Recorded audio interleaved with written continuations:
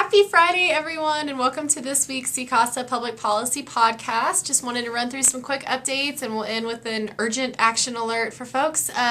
In terms of Colorado state legislation, again, another busy week. Our Executive Director, Aaron Jemison, testified on behalf of changes to the Victim Rights Act here in Colorado. Next week, I'm meeting with some folks from Denver Public Schools and conversations with school district folks about the school discipline bill and still making sure that there's some victim-centered principles in that.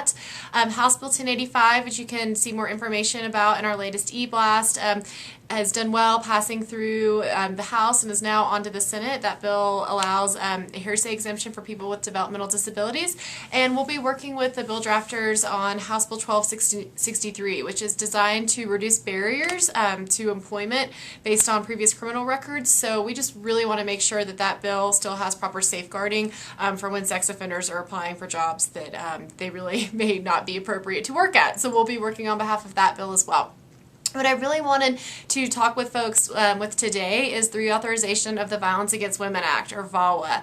So folks who have been in this field for a while are very familiar with VAWA. It's a federally created program, the Violence Against Women Act, that supports services for victims of domestic violence, dating violence, sexual assault, and stalking. And for those of us in this field know that our work really couldn't be possible without the Violence Against Women Act. It provides enormous funding so that rape crisis centers like the programs you all work with can really stay open and can continue to do the jobs that you all do effectively.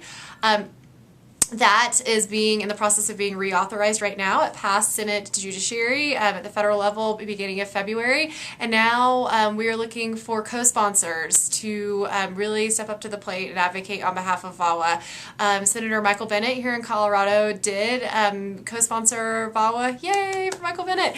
We really need to work with Senator Mark Udall as well. Our office contacted him several times this week, but we're really looking for kind of an email, phone call, blitz, and blast from programs across the state that benefit from VAWA and really see why we need funding to be allocated towards these really important victim services.